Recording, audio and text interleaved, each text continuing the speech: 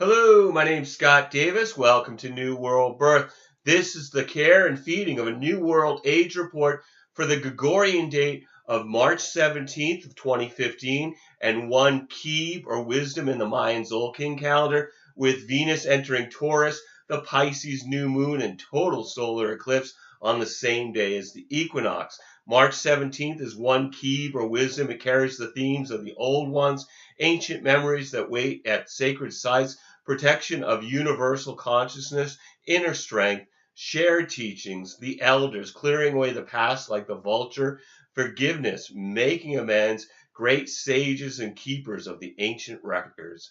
Represented by the vulture or owl, this time represents releasing the past through forgiveness, which creates a grateful heart space to receive the wisdom of the ancients. The next 13 days is about surrendering something that no longer serves to make room for transformation. This is a time to forgive others and ask for forgiveness, not only from individuals, but also from our Mother Earth. And before I get into the daily energy of one keeb or wisdom, on the 17th, all the planets appear to be moving direct or in forward motion from our perspective here on the Earth, with the exception of Jupiter and Saturn, which appear to be moving retrograde or in reverse motion. And remember, the themes of retrograde planets are review of the past, reevaluate, reminisce, and we can see these themes being played out. With Jupiter retrograde in Leo, it brings a review of opportunities, faith, religion, beliefs, and expansion. Leo is about leadership, creativity, drama, entertainment, and children. Mostly what I find with Jupiter retrograde, as with any retrograde cycle, there's a review of the past, and with Jupiter, what gets reviewed are missed opportunities. And then Saturn retrograde, it's just newly retrograde, it reviews our commitments, plans, what we do for work, and the structures of our lives. This one is a little more complicated than most because Saturn begins its reverse motion in Sagittarius, but then it will back into the final degrees of Scorpio later in the year. This Saturn retrograde can really be a taskmaster. It demands that we take responsibility and that to review our beliefs would be in Sagittarius, and to review our ethics would be more of a Scorpio theme. So let's look at this daily vibrational energy of this Trisena. March 17th, we've got one keeb or wisdom, unity experience through introspection, meditation, and forgiveness in the Mayan Zolkin calendar, with Venus entering into Taurus. So moving from Aries into Taurus. And this is actually quite beneficial because Taurus is more affection and sensual than Aries. It's one of the signs that Venus rules. Being an earth sign, there's a realization about the damage a bad relationship can bring. So there's also caution about entering into a new love relationship too quickly. This could be very passionate energy that wants to please the significant other or the lover. This is also about enjoying the arts and music along with fine food that nourishes the body and the soul over the next 3+ weeks. The shift of Venus into Aries, shift from Aries into Taurus, favors comfort with soothing, calm social interactions. I'm not going to be covering the daily lunar activity in these reports other than new and full moons, but the information about that is available on the New World Birth daily Facebook post or also on the blogger New World Birth blog. On the 18th, we have two Kaban or Earth duality experience through the gratitude for Mother Earth. And at this point, we have Mercury conjunct to Neptune, so meaning they're at the same degree, about 8 degrees of Pisces. This has two different possibilities.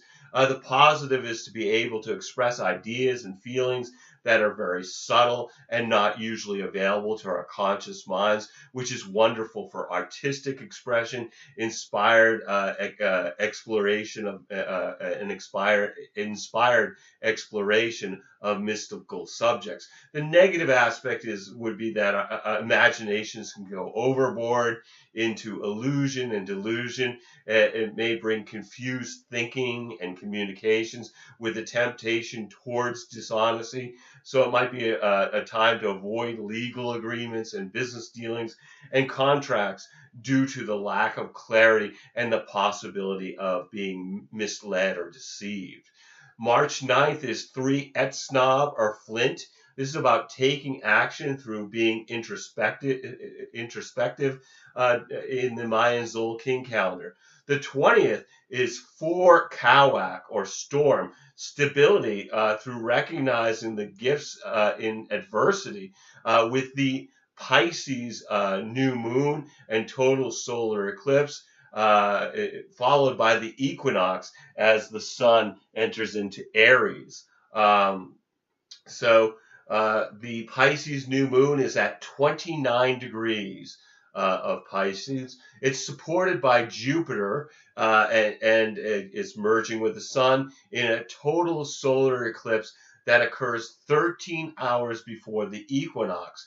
This new moon represents new beginnings related to Jupiter in a favorable relationship to this lunation, finds people having a pleasant sense of well-being. This is the second new moon in a row at 29 degrees of its sign, which indicates that this moon is wrapping up the Piscean themes of surrender and letting go while looking in the Aries door of new beginnings and initiation just hours prior to the sun's entry into Aries for the equinox.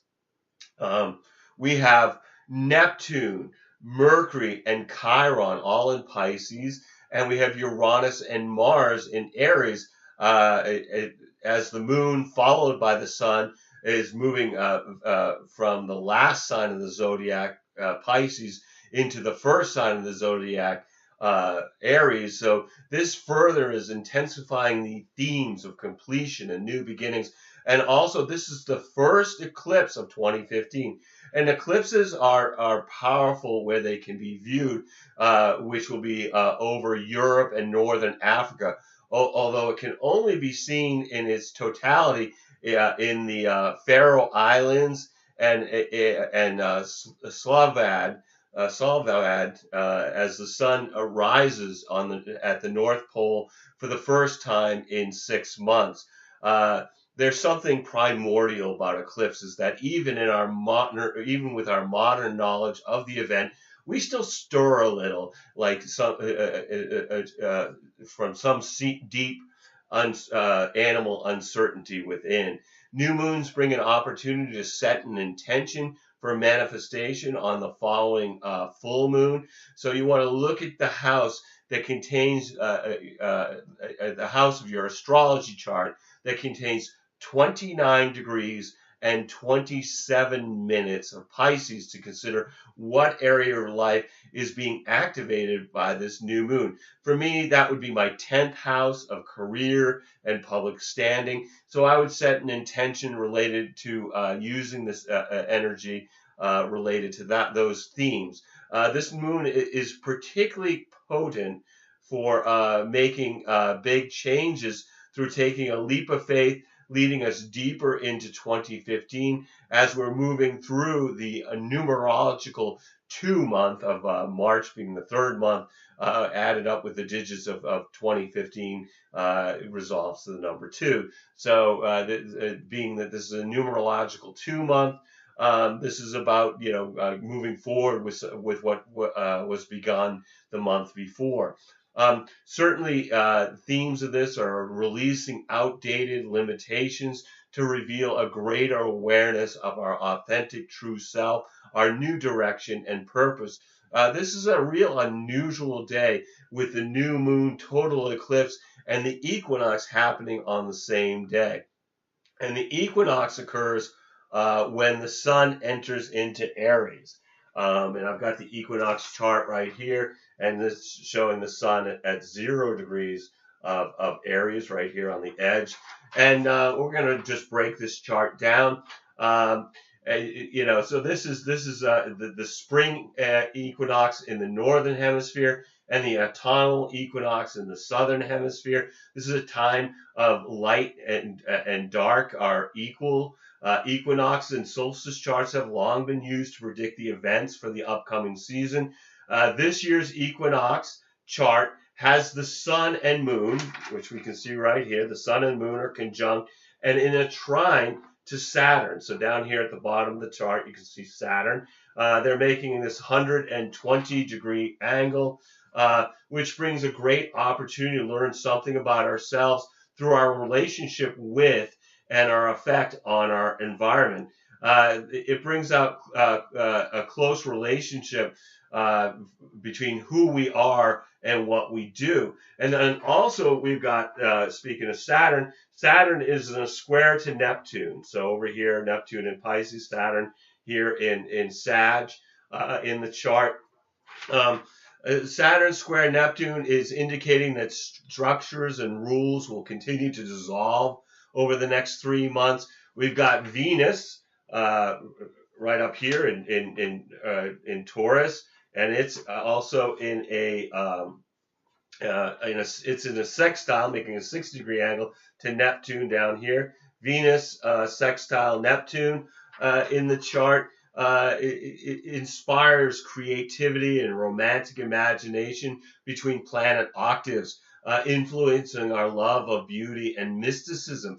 And then we've got Jupiter right here, and it's in a trine, meaning it's making a 120-degree angle to Uranus and Mars and the Moon over here in Aries.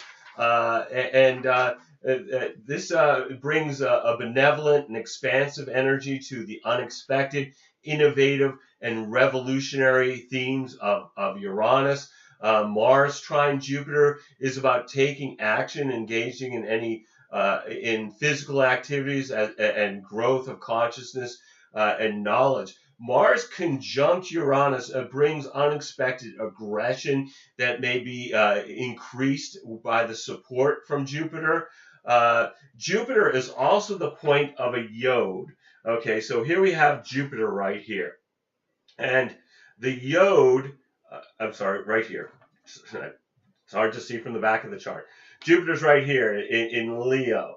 And it's forming a yod from over here. We've got Mercury, and it's conjunct Chiron. And on this end, we've got Pluto. And so what happens with the yod is that there's a sextile formed between Pluto and the conjunction of Mercury and Chiron. And that sextile then forms a 150-degree angle, each one of those 150-degree angle pointing at Jupiter. And this is called a finger of fate. So Mercury conjunct Chiron, sextile Jupiter. You know, the yod is like a divining rod, with Mercury consciousness and Chiron's healing holding one branch of the divining rod, and Pluto's transformation holding the other end of the branch at an uncomfortable 150-degree angle to Jupiter's expansive energy in Leo, indicating creativity will be very influential during the upcoming season. And then, although we have Pluto square Uranus, of course, because we just had the 7th and final exact square with them a few days before the equinox, this is still very tight. It's only at 10 minutes of separation.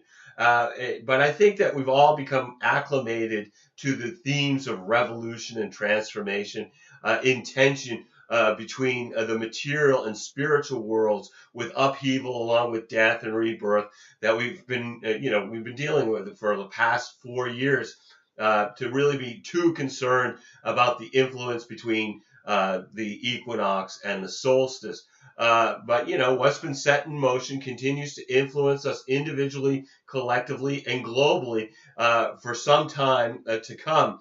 With the moon is conjunct the south node.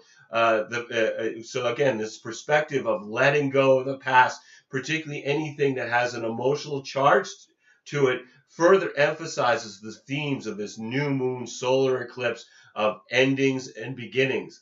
And over past equinox reports, I've shared the technique that I learned from Barbara Hand-Clow regarding setting an intention for manifestation over the next year. And typically in the North, we would do it on the astrological new year, which begins when the sun is at 0 degrees of Aries. In the Southern Hemisphere, you would do it when the sun is at 0 degrees of Libra during your spring equinox. But I'm not going to go over that technique today. But if you're interested in the technique, you may want to review the video from March 18th of 2014 for instructions regarding using the alchemy of 9 dimensions to plant conscious seeds as an intention for the upcoming year. So March 21st is 5 Ahau, or Sun, empowerment through honoring the memory and wisdom of our ancestors in the Mayan Zolkin calendar. The 22nd is 6 Amish, or crocodile, being in the flow through nurturing new beginnings. With we have Mercury in a sextile to Pluto. So from our perspective here on the Earth, Mercury is forming a 60-degree angle with Pluto, which loves the mysterious, and wants to know what cannot be known. Our minds are very active in penetrating below the surface in search of core knowledge and real knowledge in our search for truth. This is a great energy for studying psychology, astrology, occult subjects, and healing techniques that are aimed at regeneration. Folks may be certain of their truths, engaging in trying to convince others who are also certain of their personal truth. So this pairing might be better to focus on our investigation and save persuading others for another day. March 23rd is 7 Eek, or wind in the Mayan Zolkin calendar, reflection through communication. And then the 24th is 8 Akbal, or night, balance through contemplating the stars, with Venus in a sextile to Neptune. So from our perspective here on Earth, this is a 60-degree angle between planet octaves, Venus and Neptune.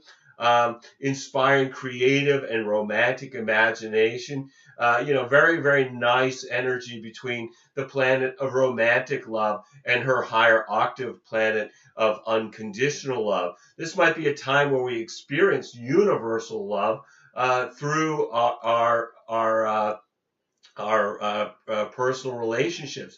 It's also very creative and imaginative energy that seeks and appreciates beauty. Exposure to art, music, or poetry could help renew our consciousness during this pleasant, dreamy fog of this transit. It's also also being in a pleasant environment, such as a beautiful spot in the country or a lovely garden, or looking at a majestic view, will be very powerful during this transit. Neptune gives us a deeper sensitivity to the feelings and needs of our loved ones, which we will be more than likely going to want to satisfy.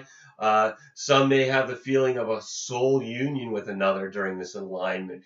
This is a good day to indulge in daydreams and fantasies, as well as spiritual gatherings and endeavors to raise group consciousness. Also on the 24th, Mercury is conjunct Chiron in Pisces, which makes conscious our past emotional wounds to allow healing and express our feelings if needed. And then on the 25th, we have 9 Con, or seed, or lizard, patience experienced through planting new seeds and making new connections, as the sun is in a trine to Saturn. So from our perspective here on the Earth, this is forming a 120-degree angle, which emphasizes great opportunities related to our environment and examining our lives and our structures and the structures we build upon. We may be reviewing habits, home situations, work, or anything else to consider that we consider important to find practical solutions. This transit is good for doing work that requires planning, discipline, and self-control, from which there is the opportunity to derive great satisfaction in doing such work. It's also good for overall organization and making plans in order to order your affairs and to arrange them accordingly, due to this energetic being very thorough and meticulous, and from which our efforts will achieve lasting results. You may want to undertake an intellectual discipline or technique that requires attention to detail and concentration during this time period. The 26th is Ten Chichan, or serpent manifestation through being flexible in the Mayan Zolkin calendar.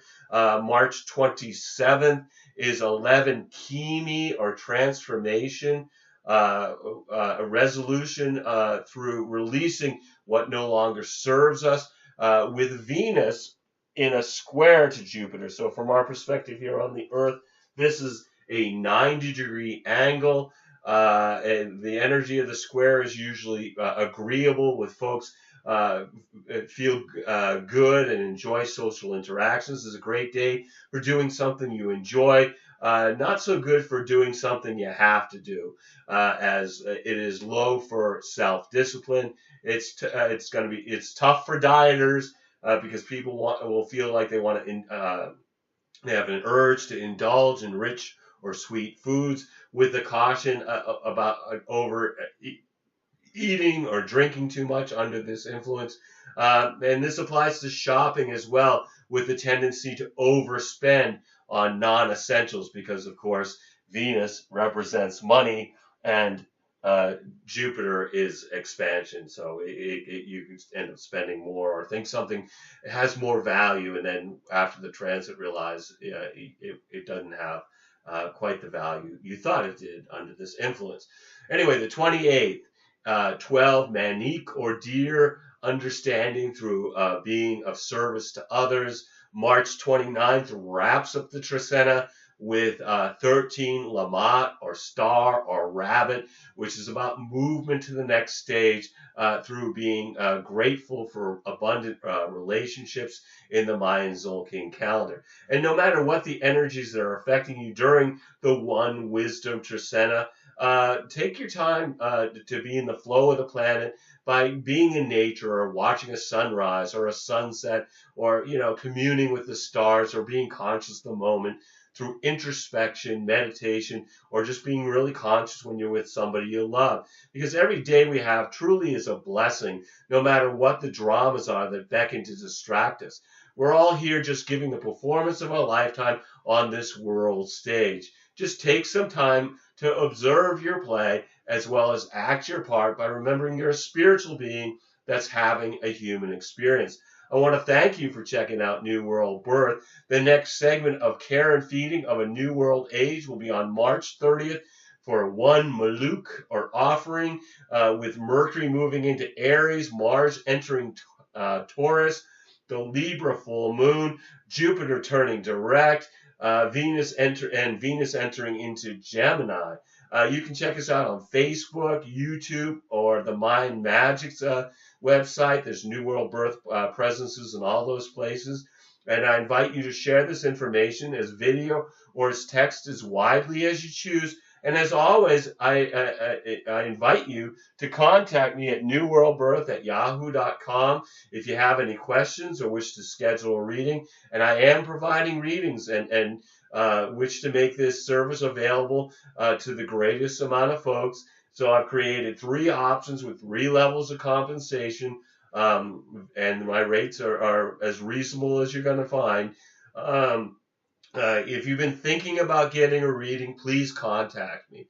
I would love to provide you a reading during these uncertain times. You'll need to be able to either call me in Maine in the USA, or we can connect with Skype to receive your reading. We're also accepting donations to keep these reports freely available. And if you want to email me at newworldbirth@yahoo.com, I'll let you know how to make a donation if you're interested. As I've said before, the best way to make a donation, get a reading. These readings are really epic. They tend to run several hours. They're full of dense information all about you. So, and I do a variety of different kinds of readings, and I really do tailor them to whoever is getting the reading.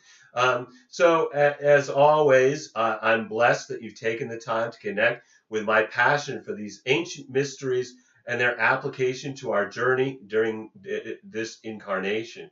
The light in me honors the light in you. Namaste, in Lakesh, and I look forward to connecting with you for the next Trisena report. Thanks again, everybody.